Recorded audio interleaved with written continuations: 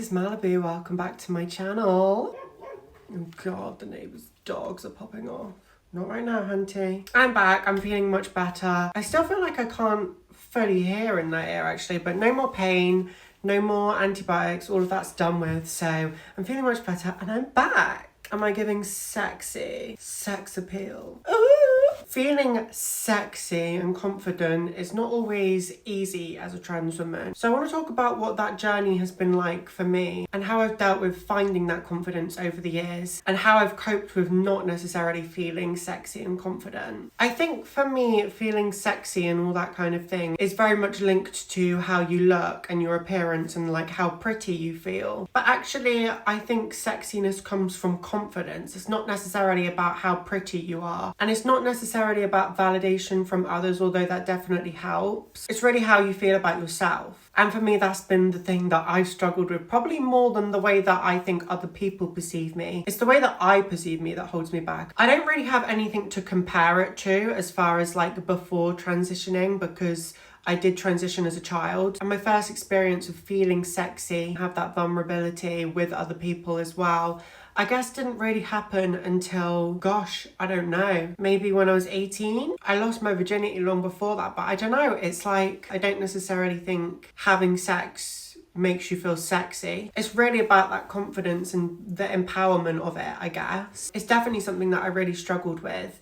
especially in my early transition, but honestly, really even up until maybe the last year or so. And truth be told, I still struggle with it, but I also can appreciate that I am sexy. I think growing tits helped a lot, and that really has only kind of got to the point where I'm like happy with them in the last year, I would say. I've been on hormones for a while, like about 5 years, but for the first 2 years of that, I was with a dodgy clinic, gender GP, wouldn't recommend, and they were giving me the wrong doses, weren't taking my bloods, and so it's really only been in the last, might only be 2 years, you know. But anyway, it's taken my boobs a while to get to a point where I actually have something that you can see now, and I actually like wearing tops like these, where I have a bit of cleavage and stuff, and that has helped a lot to make me feel like, oh, sexy and womanly, you know? And as much as I say that it's not necessarily like about looks and stuff, feeling like I'm now closer towards being in the right body that I wish I was in definitely does make a big difference. And I guess before I had boobs, it with guys and stuff would always feel a little bit like fetishy, because it's like, what are you actually attracted to be attracted to me? And that's something that I definitely battled with over the years, because obviously I felt like a woman, but to allow a guy to kind of be with me naked, like my body was not womanly. So it's like, how do I mentally grapple with that and allow myself to be okay with that? And even understanding that like was difficult for me. I guess for me, I just hung on to the like, I look womanly, I've got, you know, long hair and a feminine face and makeup and whatever. That's what they're attracted to, because when you're attracted to someone, the first thing that you're attracted to is their face, right? Everything else kind of comes later. And yeah, it can be a turn off or a turn on what their body looks like, but if you're not attracted to their face, you're not attracted to them, right? But even that I definitely struggled with before, like certain surgeries, facial feminization surgeries that I had. It's like, do I even look feminine? And sometimes I would have these conversations with myself, like beating myself up really, being like, am I good enough? Do I look feminine enough? Do I pass? Or is this just like a fetish thing for these guys? And to them, they do think of me as like a womanly man. Do you know what I mean? And that's always been something that I really struggled with. And one of the reasons why surgery was so important to me, facial surgery, above bodily surgery, which by the way, I still haven't had any bodily surgery. I've got boobs, but not implants. The more I think about it, I don't want implants now. I really have been thinking about that a lot over the last few months since my last surgery, you know, thinking about what I want to have done next. I'm really, really leaning away from boobs. Like, I'm pretty much boobs is off the list at this point. It's more facial stuff that I think I'm going to go for next. And then cunt surge, that's going to be free on the NHS. So I guess I don't really have to think about that one as much. It's just a matter of waiting. It's not like I have to save up for it. So when I'm talking about like, oh, surgeries that I want next or like I'm saving up for,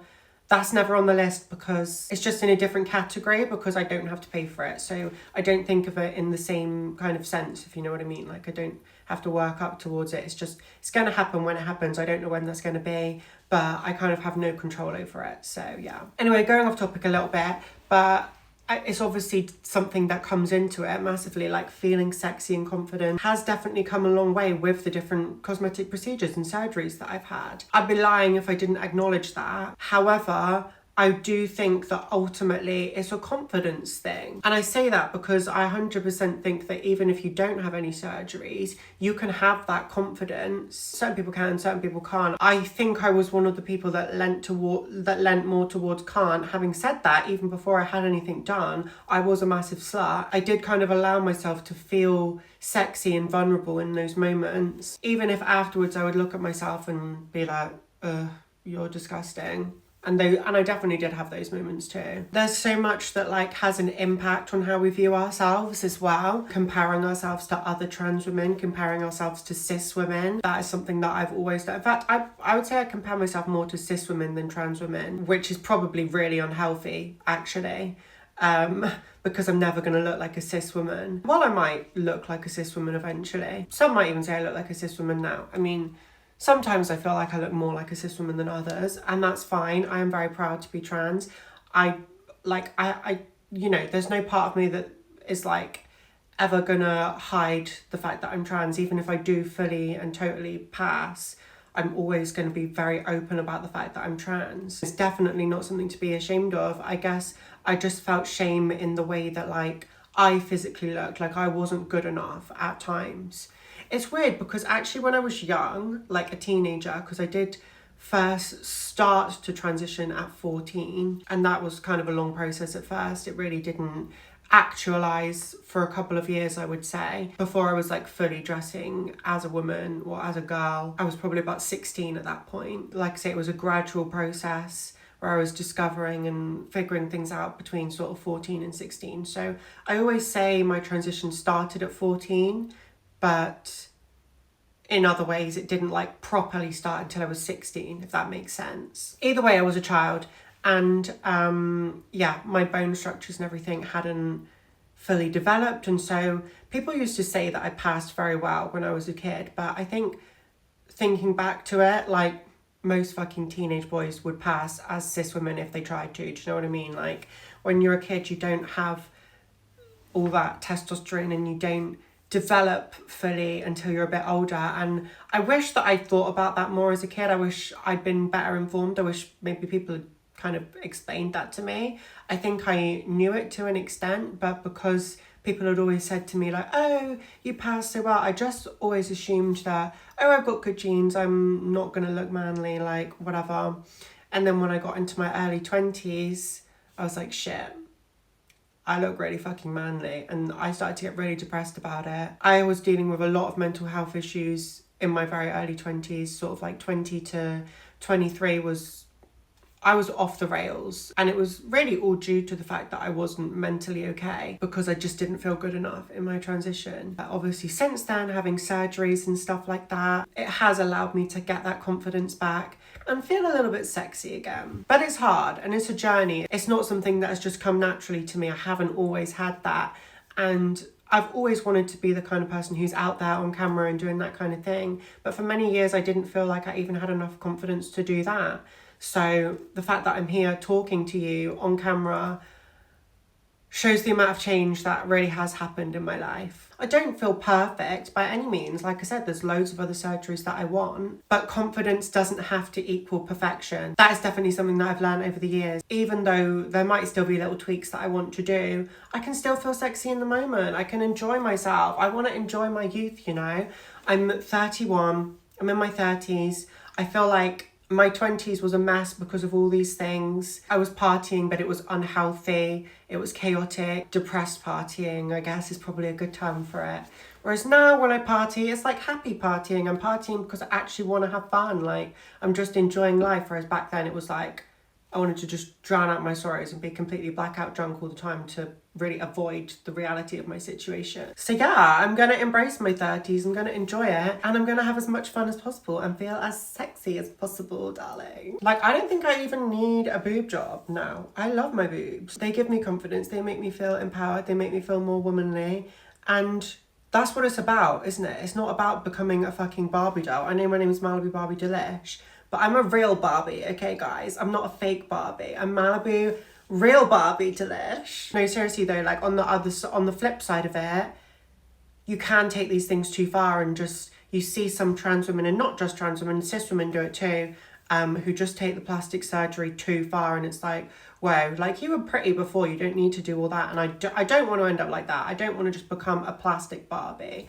I want to be the best version of myself, but like I say, perfection is not the goal. Like, it doesn't need to be. You can be happy and confident without being perfect. Well, nobody's fucking perfect anyway. You can have all the surgery you want and like it's not going to be perfect. Anyway, that would be my advice to any young trans girlies out there. Don't strive for perfection, strive for yourself, but maybe a slightly better version of yourself. Like, not even a better version, just a version that you feel more comfortable and confident with. And it's still a learning journey for me, don't get me wrong. I'm not there yet 100%. I may never be there. I may always be insecure, and like, it is what it is, but you can find confidence even in those spaces where you're not 100% happy. I could sit here and pick apart my entire face and body, but like, why? Who does that? Who benefits from that? Do you know what I mean? Not me. And we as trans women deserve to feel sexy and desirable without having to apologise for all of the